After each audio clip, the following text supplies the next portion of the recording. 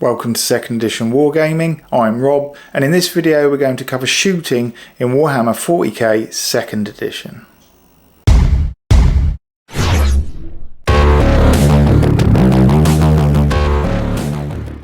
Unless stated otherwise, each model may shoot once or throw one grenade in the shooting phase of their turn. To see if the shot hits, take the model's ballistic skill and consult the to hit table to see what roll is required on a d6. A roll of 1 always misses, and with cover, range and other potential modifiers, a 7+ may be required to hit. In the case of a 7+ being required, then the initial dice roll must be a 6. Then roll an additional die. On a 4, 5 or 6, this will equate to a to hit roll of 7, 8 or 9. If the shot requires a 10+ to hit, then there is no chance of it hitting.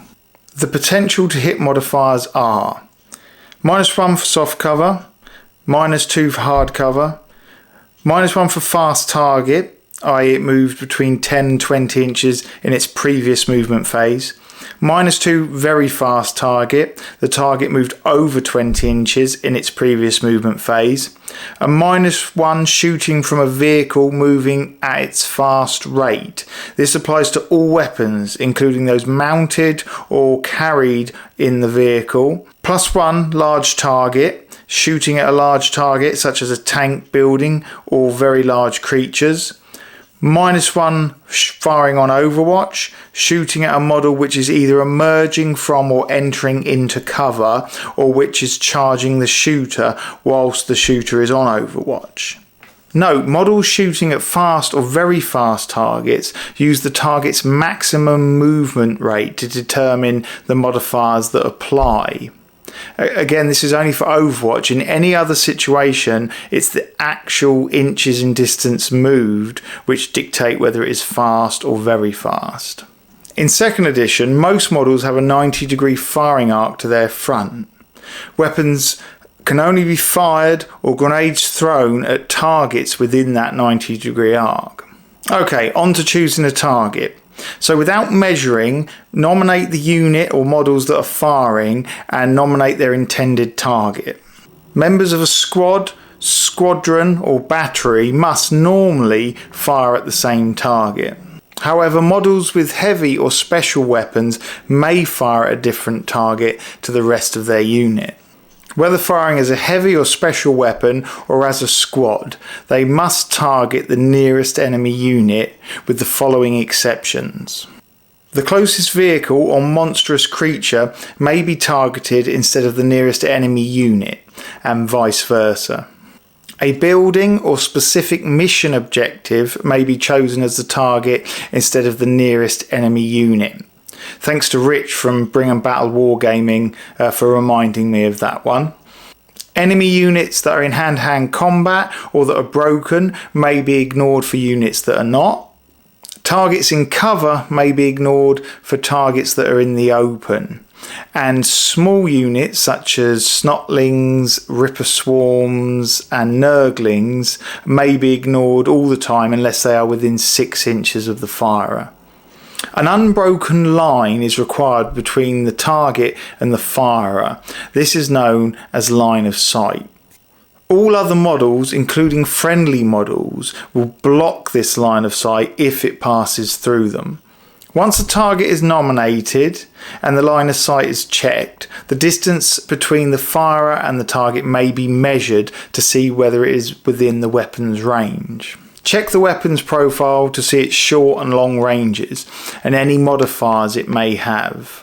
If the target is beyond the weapon's maximum range, then the shot cannot be taken. The attempted shot is wasted and no further action is required. Intervening terrain or obstacles either completely block line of sight or confer a modifier to the to hit roll. For example, a woodland cannot be fired through or within if the foliage is 2 inches or more in depth. Models within 2 inches of the edge of the woodland may fire out, but they may also be targeted by external models but will suffer a -1 to hit modifier for being in soft cover. Cover from fire is when a model is visible, but it is partially obscured by terrain at any point along the line of sight. The modifier conferred is dependent on the type of material that is providing the cover, not the amount by which the model is obscured. The two classes of cover are hard cover and soft cover. Hard cover confers a -2 hit modifier and is generally something substantial, like a wall, vehicle, crater, or a building doorway or window. Soft cover confers a -1 save modifier and is generally things like vegetation. For instance, woodland always confers a -1 for soft cover. When shooting at a squad that has some but not all of its members in cover, there are several methods that can be employed. 1. Split your fire between targets that are in cover and targets that are in the open, rolling for modifiers for the relevant groups. Or ignore the cover modifier if the majority of the squad are in the open. Or reduce the modifier by 1 if any of the squad are in the open. Or if the squad are in a mix of hard and soft cover, then just count all of them as being in soft cover. Personally, I prefer to decide whether to put all of my shots into the models in the open with no modifier, or to include the whole of the squad, including those in cover, with the additional minuses to hit. Now, the benefit of including the ones in cover with the modifiers to hit is that should you roll successful hits, they can be distributed amongst the whole of the squad, whether they're in cover or in the open. But if you only target the models that are in the open, your hits can only be allocated against those models. You can't roll them over into models that would have had a minus to hit modifier. Next, shooting into combat. Shots fired into hand-to-hand combat are randomised between all the combatants, whether friend or foe. In some instances, you can modify the dice roll required if some of the combatants are larger than the others, as stated in the Tyrannid Codex.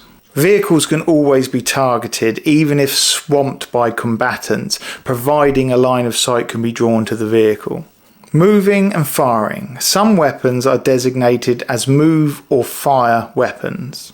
A model that moves with such a weapon, other than turning, may not fire it in the shooting phase. This applies to cavalry models and models in or on a moving vehicle. Obviously, move or fire weapons mounted to the structure of a vehicle are exempt this restriction. Okay, targeting and firing with characters. Characters may target any enemy unit they wish, unless they are armed with a heavy weapon, then they must follow the choosing a target rules as previously stated. If a character is within coherency distance of an allied unit, then they may not be individually targeted, even by an enemy character. If a unit with a character is hit, then distribute the hits randomly amongst the unit members. If a character is not within coherency, then they may be targeted using the normal choosing a target rules. Splitting fire. If models cannot see a target, are closer to another target, or the target is not within their firing arc, then they may split their fire from that of the rest of their squad. Squad members may evenly be deliberately turned to face in multiple directions when forming all-round defence, for instance. But this tactic should not be used just to target a character or other model that would not normally be targetable. On to blast weapons. Certain weapons will have a designated blast area or template within their description. If a weapon with the blast marker is out of range, then no further action is required. If a shot from this type of weapon hits, then place the centre of the blast marker over the intended target. Note the template or blast marker must be placed so that the majority of models hit are from the intended target unit. If any model's base is completely under the template or blast marker, then those models are hit. If only partially under, then the models are hit on a 4+ on a D6. If the shot misses, then roll for scatter to see where the shot lands. Roll the artillery and scatter dice together, using them for direction and distance in inches. The shot will never scatter more than half the distance between the firer and the target, although it may scatter out of the original firing arc. If a misfire and an arrow are rolled, then the shot is a dud and nothing happens. If a hit and a misfire are rolled, then the weapon has exploded. Place the blast marker over the firer and work out wounds as normal, with the weapon counting as destroyed. If the weapon is vehicle mounted, then roll on the vehicle damage table for that location. Template weapons such as flamers do not require a roll to hit, so will not normally scatter. Grenades may be thrown instead of a shooting attack. Roll to hit as normal, consulting the grenade's profile for any modifiers that may apply. A grenade may be thrown double the user's strength, +2 in inches, with a maximum distance of 12 inches. If a grenade misses, roll for scatter as usual, but half the number on the artillery die. Also, do not limit the maximum scatter to half the distance between the firer and the target, as you would with other template weapons. Targeting the ground. A point on the ground may be targeted instead of an enemy model. Normally a 6+ is required to hit that point on the ground unless modifiers push it into the 7+ realm. If the shot misses, scatter as normal, but with a hit and misfire only counting as a dud. When firing sustained fire weapons, roll to hit. If the hit is successful, then you may roll the amount of sustained fire dice in the weapon's description. Note that you can roll less sustained fire dice if you wish, with a minimum of 1 per sustained fire weapon involved. The sustained fire dice will indicate the amount of successful hits on the target. All hits are normally allocated within the target unit. If a jam is rolled, then the weapon may still sustain hits depending on the outcome of the other sustained fire dice. But once these have been worked out, the weapon will count as jammed until the jam is cleared in subsequent turns. Each shooting phase missed will clear 1 jam, unless the model is on Overwatch, is broken, or in hand-to-hand combat. Running or hiding does not affect the clearing of jams. Twin-linked weapons. You roll only 1 die in 2nd edition for twin-linked weapons, adding modifiers as normal. Both weapons hit or miss on the single dice roll and can only be targeted at a single target. Roll to wound and armor save twice for the 1 hit. If the twin-linked weapons are sustained fire weapons and the hit is successful, roll all of the sustained fire dice at the same time. If a single jam is rolled, then it will affect both weapons. Okay, on to Overwatch. Units going into Overwatch must be declared during the declare charges phase of the player's turn. All members of a squad or vehicle crew, including characters, must all go into Overwatch, or none at all. Models on Overwatch may not move or shoot in their turn. A vehicle that has designated gunners for its weapons may move and still be on Overwatch. The driver of the vehicle may not drive and go on Overwatch with any weapons that they control. Also, transported models may not go on Overwatch in a moving vehicle. If one vehicle weapon is fired on Overwatch, then Overwatch is lost for the rest of the gunners on that vehicle. Models that have been knocked over and the squad of which they are a member may not go on Overwatch. A model on Overwatch may shoot but not throw grenades at any point in the opposing player's turn, using the normal choosing a target rules. Any model capable of firing more than 1 weapon must do so at the same time, but not necessarily at the same targets. Unless armed with a move or fire weapon, models on Overwatch may turn to face an enemy before shooting. This also applies to vehicle turrets, although their arc should be reduced to 90 degrees for the purposes of turning and firing on Overwatch. Overwatch shots may not be directed at troops that teleported or charged from flying high into hand-to-hand combat. Warp spiders are the exception and may be targeted when engaging troops on Overwatch. Overwatch is removed at the beginning of the player's turn, but may be designated in the declare charges phase of that same turn. A unit on Overwatch may target charging models, but any model that is engaged in hand-to-hand combat will lose any unused Overwatch. Okay, so as usual in these videos, what we'll do now is go over to the tabletop and cover some of the elements that we've just been over.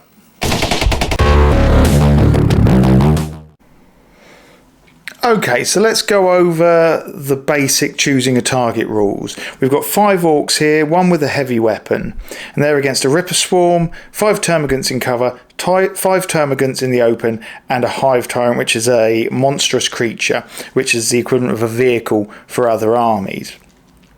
So what can the orcs shoot at? Now the rules state that they must fire at the closest target, but with a few exceptions, and we'll go through those exceptions now. So technically the Ripper Swarm is the closest target, but it's a small unit, like a base of Snotlings or Nurglings, something else like that, and they can be ignored unless they're within 6 inches of the boys. So no, that's 7 inches, maybe 7.5 inches away. They can be ignored. So what next? The termagants in cover. They're the nearest unit to the orcs. Now units in cover can be ignored for units in the open. Because of the minuses to hit, the orcs might want to, if they're in range of their bolt pistols, to engage these termagants in the open. They're probably going to die in the next turn, so they might think, well, let's just try and thin this out rather than waste our shots bouncing off the cover here. And that's perfectly viable. The other target option is you can ignore a normal unit for a monstrous creature or vehicle. So all of the boys could switch their fire onto the monstrous creature because it's the closest monstrous creature. But the bolt pistols probably wouldn't do anything.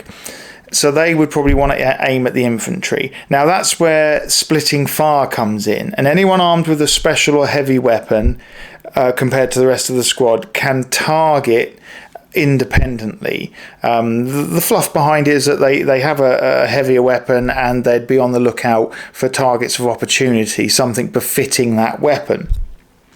So in this case, let's have the 4 boys aim at the termagants in the open, the more chances of hits, and the missile launcher is going to go for the Hive Tyrant because he is the closest monstrous target, or insert vehicle for other armies. Now of course that wouldn't work for the missile launcher if there was another monstrous creature nearby, let's say that one there. Now it's not in cover, so it's in the open, the same as the Hive Tyrant. So now the missile launcher could either shoot the termagants as the closest targets that are not in cover, obviously again ignoring the Ripper Swarm, so it could shoot the closest monstrous creature. But unfortunately in this case that's the Tyrannid Warrior, so it couldn't pick the Hive Tyrant over the Tyrannid Warrior. It'd have to engage the Tyrannid Warrior or go back, maybe put a frag missile into the termagants. No, let's leave that there. The only exception would be is if, so let's say the Hive Tyrant, the orcs had Witch Hunt, from the mission objectives, which I don't think they can take, but let's just say they do for the purposes of this. If the Hive Tyrant was the Tyrannid's top psycho, which is usually the case, the Orc missile launcher, in fact all of the orcs, could target that Hive Tyrant and ignore all of the normal to hit rules. It could ignore a closer monstrous target, ignore things in the open, things in cover. It could ignore it all and put all of their fire into the Hive Tyrant if they had that mission, because the Hive Tyrant would then become the mission objective or a mission specific target, so they would then fire on that freely. But otherwise, unless that was the case, the missile launcher would be restricted to fire at the closest monstrous target or vehicle.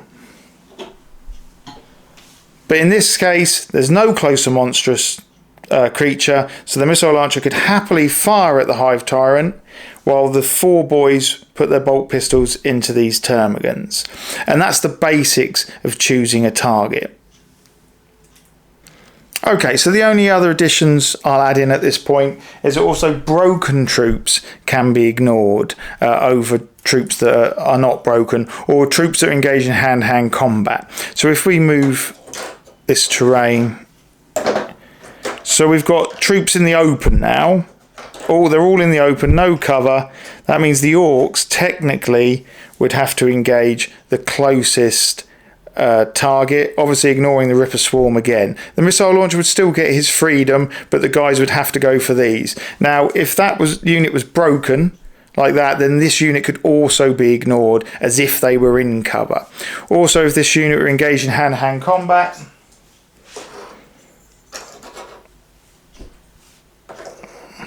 even if not all of the models are engaged in hand-to-hand combat, as long as the unit as a whole has models in hand-to-hand combat, then these orcs could ignore the few that aren't in hand-to-hand and engage another unit entirely. That being said, they could also pick off those models that aren't in hand-to-hand combat if they wish, because technically, you know, just because they're units in hand-to-hand, it doesn't mean that they can't be engaged with fire. Okay, so moving on to firing at targets in cover. So we've got the same orc boys here, termagants mixed in some cover. Now, what type of cover? Well, this would probably count as hard cover. Anything that you think would stop a bullet or a shot, you would count that as hard cover. Anything that was softer, such as foliage, bushes, maybe cloth objects like tents, things like that, you'd only get the -1 to hit for soft cover. So this hard cover would be a -2. Now, as mentioned previously, that cover modifier isn't dependent really on the amount of the model that's obscured from the firer. So you could get down to table level, get your line of sight and say, well, actually, oh, that termagant's only got half covered, or that termagant's, you know, nearly fully covered, so he gets it but he doesn't. So sometimes it's easier just to say that you're trying to put the unit into the cover, and that's how we play. So I would have told my opponent, yeah, we're going to utilize that cover as best we can. Placing models can be quite difficult, so you just tell your opponent you're trying to make use of that hard cover. And that way, you know, it doesn't lead to sort of arguments if a model looks more exposed than the other. We certainly do it when it comes to foliage with woods and things like that. We just tell people that we're getting into that cover. You can alternatively say that if 1/3 of a model is covered, then it benefits, or maybe half, if up to half of the model is covered, it benefits from the cover. You know, it's completely up to you guys, whatever makes the game flow better, I find. So let's say these termagants all get the benefit of the -2. Obviously that would be the to hit roll from the orcs, so pretty tough shots for the orcs in here, and that's fairly straightforward. But anyway, they would get that cover save. Now, moving on to if some of the squad is in cover and some of the squad is out. So, now we've got 3 in the open, 2 in cover. Now, the way we play this, and I've heard of other ways of doing it, is you could designate the firers and say, okay, these 3 are firing at those 3, so there's no minus modifiers, and those 2 are firing at those 2, so there are minus modifiers, and that's fine. And then there's a multitude of other ways. The way I like to play it is you decide whether the unit is going to fire at the models in the open or the whole of the squad with the -2 for models in the cover. So how that would work is if I said, right, these 5 are all firing at the ones in the open, it's just a straight ballistic shot with range modifiers, whatever, and there's no minus modifiers, but these 2 cannot be affected by any successful hits. So say I get all successful 5 hits and 5 kills, they have to be absorbed by these 3. These 2 can't be touched. Now, if I'd said, well, I'm going to fire all of those with the -2 for the 2 that are in cover, that should I get enough hits and enough wounds, I could take any of the models. Obviously, casualties are normally taken from the front in second, but you could affect all of the whole squad because you took into account that -2 for hard cover. We also play this rule for sustained fire weapons. So let's say this was an Orc heavy stubber or heavy bolter or some auto cannon, and it had sustained fire dice. If we targeted one of these without the minus modifiers, we couldn't walk the sustained fire into the ones in cover. It'd still have to be absorbed into them. We just feel, that's the fairer way of playing it. Okay, so moving on to twin linked weapons. Here we've got a Space Marine Dark Angel's Ravenwing biker, and on the bike he's got twin bolt guns, but they are twin linked. So when he fires, he will roll 1 dice to hit, and then both shots will hit a single target in the receiving unit. So this orc here would take 2 wounds, and then should his armor be sufficient, he'll get 2 dice roll against those wounds, 1 for each wound. So the shots can't be split. He can't roll to hit once and get a hit on that and a hit on that orc there. It has to be 1 roll to hit, both hits into 1 target. So that's twin linked, and that's the same for twin linked las cannons and any other weapon. Of course, the benefit with twin linked sustained fire weapons is that it doesn't matter that both of them hit the first target. The sustained fire can be moved around the rest of the target unit. Now, I've set the orcs up in this particular way just to reiterate something that I mentioned earlier, and that line of sight is blocked by obviously obstacles, terrain, enemy models and friendly models. So should these orcs wish to engage this motorbike without moving, these 2 orcs at the back wouldn't actually be able to get a line of sight because it's obscured by the other members of their squad. So in second, it's really important when you place your troops on the table to make sure you have those gaps, those lines of sight, that you can shoot past the other members of your squad. Okay, just a quick one on targeting characters. So let's say we've got an orc squad here, Space Marine half squad there, and like a boss, orc war boss of some type, or knob, something like that. Can he be picked out by the Ultramarines? Well, yes, as he is the closest target. So if a character is the closest target, you don't need any special rules. You can just engage him as normal, ignoring these because he is the closest target. It doesn't have to be the closest squad. It can be the closest model. But if that orc was within unit coherency of the boy's unit, then he couldn't be picked out.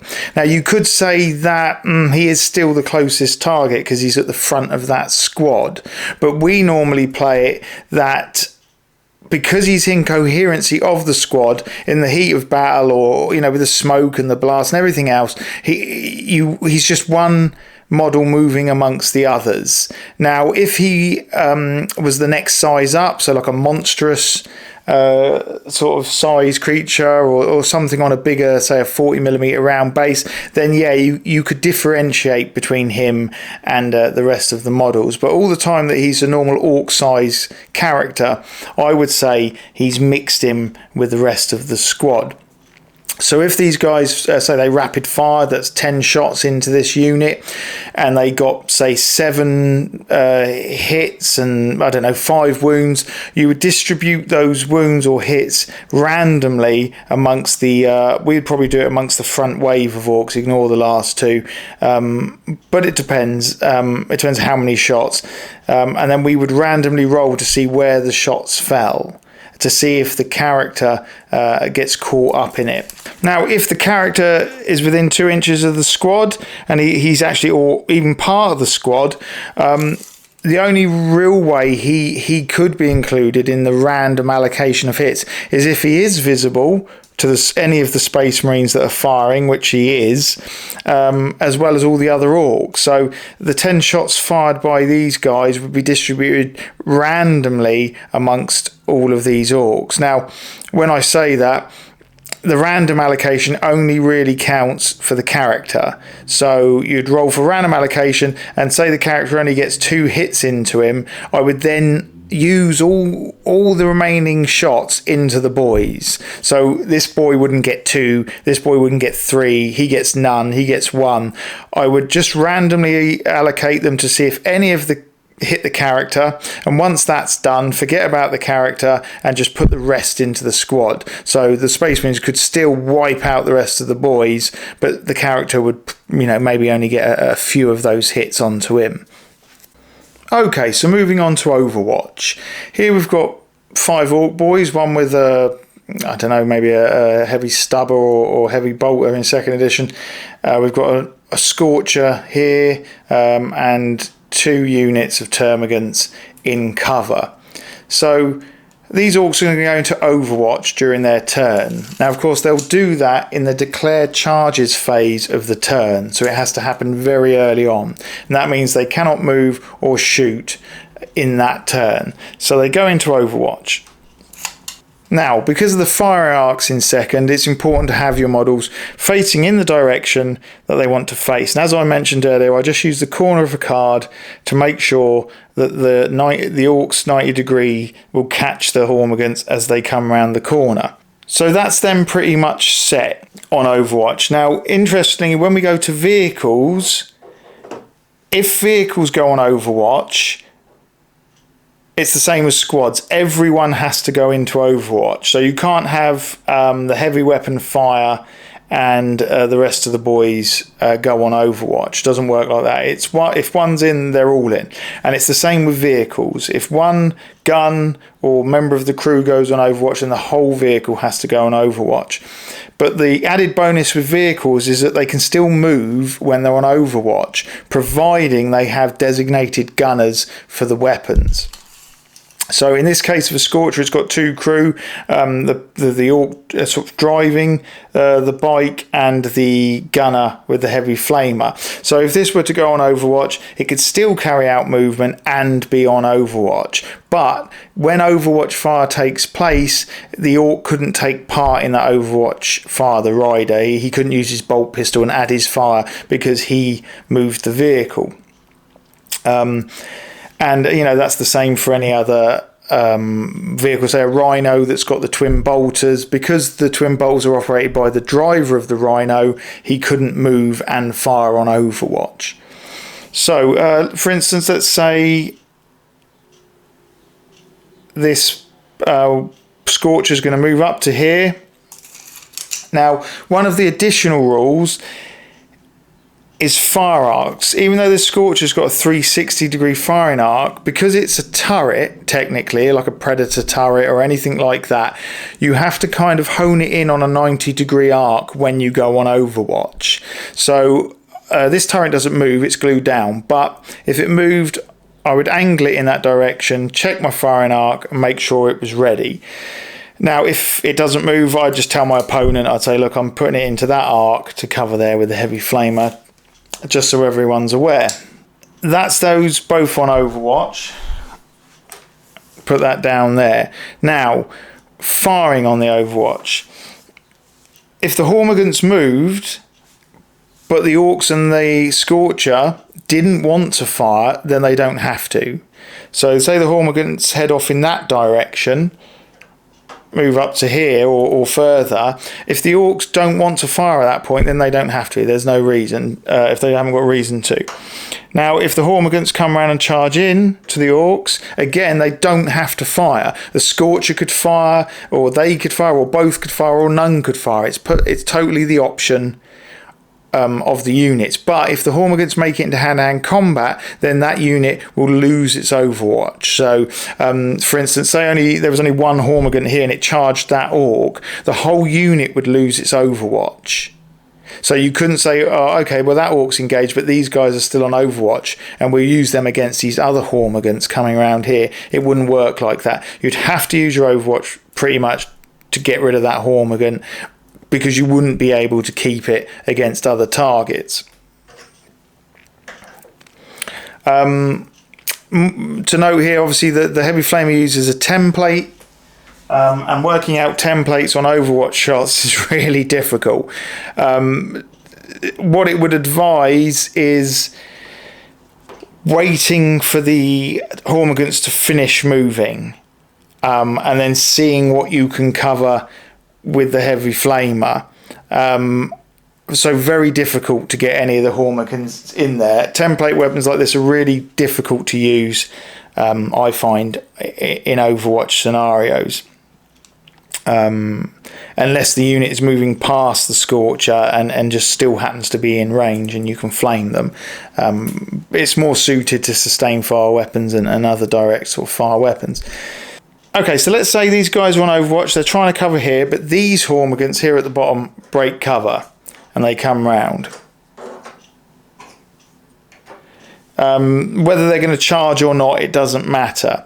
Now, I think it's what the Nottingham Studio guys used to play, and I think it's in the Q&A, but they designate that unless you're a heavy weapon, you can get a free turn to face an enemy on Overwatch. So the turret would get its free turn onto those, and all of these boys would get their free turn here, except for the heavy weapon. He wouldn't get his free turn, and again, he wouldn't be able to engage a second target. So let's just get the Scorcher out of the way. They've come around the corner here. The Orcs are expecting those to come, but they get a free turn apart from the heavy weapon, and they get to engage those Hormigants. Now, if those Hormigants are going to follow through into hand-to-hand combat, which is very likely, then we've got some additional modifiers. So as a standard, there's a -1 for firing on Overwatch. For models entering cover as part of their movement or leaving cover as part of their movement, that is a -1. Also, if the Hormigants are engaging the Overwatch unit in hand-to-hand combat, that's a -1. But the -1s aren't accumulative. So if these Hormigants were coming from the open into hand-to-hand, that's a -1. If they're coming from cover into the Orcs, that's a -1. But if they're coming from cover and charging into them, that's not an accumulative -2, it's still just a -1. Now, the bonus for the Overwatching unit is that they get to fire at the range that's best for them, which with bolt pistols would be close range. So they would get the +2 for firing at close range, the -1 for their targets emerging from cover. So that would be a +1 overall for the Orcs for their shots going into those Hormigants. But even though this guy didn't turn and he didn't engage, his Overwatch is lost. So should their Orcs manage to kill those and survive or get engaged, when these move next, you cannot use him to engage them because he's lost his Overwatch. Also, interestingly, any unit that is fired at when on Overwatch, whether a hit takes place or a miss, if it was in the weapon's range that fired at them, they lose the Overwatch. So it's always handy to try and look out for ways to just engage a unit on Overwatch to get rid of that, ready for the next turn or another phase or whatever. Also, just as a small side note, some units that can fire more than one weapon must fire both in that Overwatch shooting, although not necessarily at the same target. So say this character had the ability to fire 2 ballistic weapons. If these emerged, then he would have to fire both into that unit. He couldn't fire one on Overwatch and then save it for this other unit to come up here. Both shots would have to be engaged there. And that's the same with a vehicle. If you had a Predator, say with the sponson weapons and the turret, models emerged and you turned the turret onto them, the 2 sponson las cannons or whatever you've got would have to fire as well. Not necessarily at the same target. The one on this side could just engage a unit that's visible anyway, but you would have to fire them. If you didn't fire them when that turret weapon fired, then they'd be lost because the Overwatch is removed from the vehicle at that point. Also, interestingly, you can fire the Overwatch shots at any point in your opponent's turn. It doesn't just have to be the movement. So if something moves in the psychic phase or something moves later on and you've still got a unit on Overwatch, you can use it to engage. So you can also use it for teleporting librarians and people like that, to catch them out with an Overwatch weapon. And also, the units don't have to be emerging from cover or charging at you to be shot. So they may have been visible when you went on Overwatch. So this unit goes on Overwatch. This unit drives up here. These were already visible. Why didn't they just shoot at them? Well, who knows? But they went on Overwatch. And at some point in the turn, they can just shoot at them. They don't have to charge them or emerge from cover. They could have been visible from the beginning, but then the orcs decide to shoot at them when it's their movement anyway. So that's an option as well. Probably best used if you think something's going to happen, put units on Overwatch, that thing doesn't happen, so rather than waste that unit, you can just engage someone you could see anyway. Okay, so the last bit in this video, again it's Overwatch. But interestingly, it's to do with fast and very fast moving targets. So we'll get rid of the Overwatch for now and just say it's normal. So the Hormigants, let's say they're not charging. Let's just say they're cutting across the battlefield or trying to do something else. Classic Hormigants won't stand up. Okay, so they're heading off there. If they move over 10 inches when it comes to the Orcs' turn to fire, that's a -1. If they're a unit that can go 20 inches, it's a -2. So things like Swooping Hawks, Gargoyles, I think Flesh Hounds can move 20. So they're hard to hit. That's a -2. And that's just standard. You actually measure the distance moved, not the potential movement of the model, if that makes sense. So with the purposes of Overwatch, this unit's on Overwatch. The Hormigants are coming in for a charge, so we already know that's a -1 for the overwatching unit, because units charging an overwatching unit is a -1 for them to hit. But they are travelling over 10, so that is a cumulative. That now becomes a -2. -1 for moving over 10, -1 for firing on Overwatch, -2. Again, the Orcs can choose to shoot within 8 inches and get their +2 for their weapons, so that helps mitigate it. Now, what's a really interesting point is, for the purposes of Overwatch, you use the model's maximum movement to rate the minuses to hit for speed. Okay, so the Hormigants are there. They're charging into the Orcs. Now they're only moving 4 inches, 5, 7, 8, maybe 9 to the back Orc. So they're under 10. There's no minuses for moving fast. It's just a minus for charging an Overwatch unit. But for the purposes of Overwatch, the minus to hit is their maximum movement, their potential maximum movement. So Hormigants, I believe it's something like 16 inches with their leap.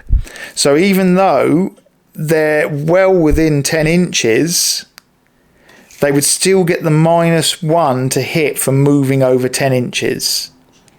Okay, so in all other circumstances of shooting, it's the actual distance the unit is moved. So if these Hormigants only moved 5 and these Orcs were shooting them as normal, there's no minuses because they only move for speed, because they only moved 5. But if they were charging into the Orcs, for the purposes of Overwatch, they count as moving their maximum movement.